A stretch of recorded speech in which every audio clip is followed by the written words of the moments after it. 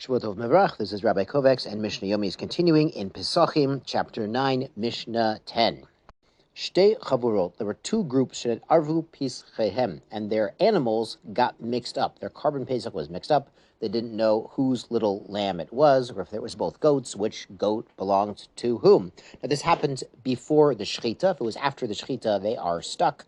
But before shechita, we're going to see there's a way to solve the problem, and everyone's going to end up having a Chag Kasher V'Sameach with a Pesach, even though it might not be their original animal. The Mishnah says, how do you fix this? Elu moshchin lechem echad. So one group takes one animal. Elu moshchin lechem echad. The other group takes the other animal.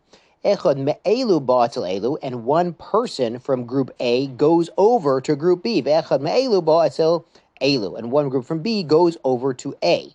So we're going to see they're basically switching one member from the group. And this is this verbal stipulation they make. Im shalanu hu Pesach hazeh. If this Pesach, this animal next to us, is really our animal, our original animal, yadecha meshuchot mishalcha. Then you, talking to the individual who went over to the other group, then you are withdrawing from your animal for the mneta al shalanu, and you're now registered on our animal. We're going to have Pesach together.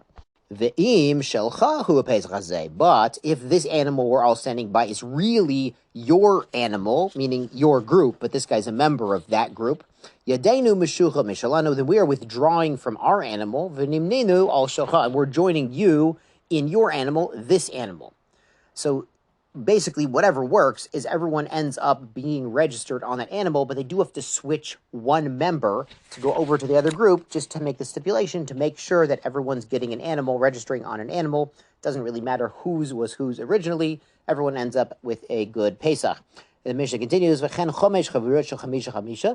too, if you had 5 groups, they all mixed up their animals, they were all, you understand, if there were 5 lambs born in one litter, and there's no runs, then they all look pretty much, I'm not an expert in lambs, they all look pretty much the same to me if they're all born at the same time. So you had 5 groups with 5 members each, so you'd end up in a situation where you'd have one man from each group on each animal, and basically you'd have one of each group on every single animal.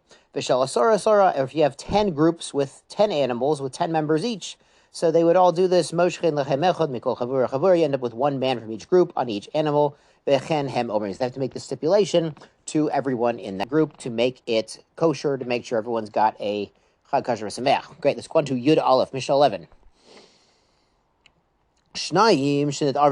There were 2 men, and they were the only member on their Pesach. So it was probably a little lamb that Mary had here. It was very little, because they thought they could eat it by himself. And they mixed them up.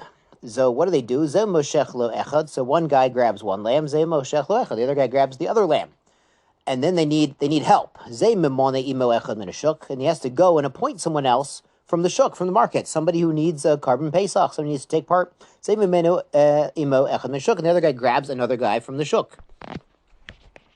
So now what we have is 2 people in each group. So now that they have 2 in each group, they can switch a member and go over to the other animal. And make a stipulation, just like we saw in the last Mishnah. If this is really my Pesach, then you're withdrawing from yours. And you come and you join me.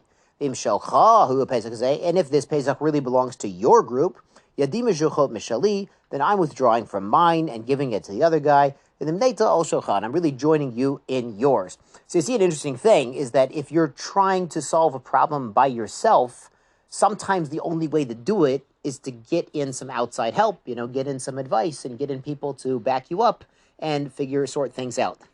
As we know in Pirkei Avos, Tovim Shnayim min echad, the way 2 is better than 1. If one guy's having a problem, is faltering, you can get support from your chaverim.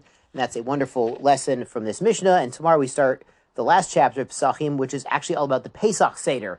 So it's amazing that they ended up with this. Yashar Koach, and be well.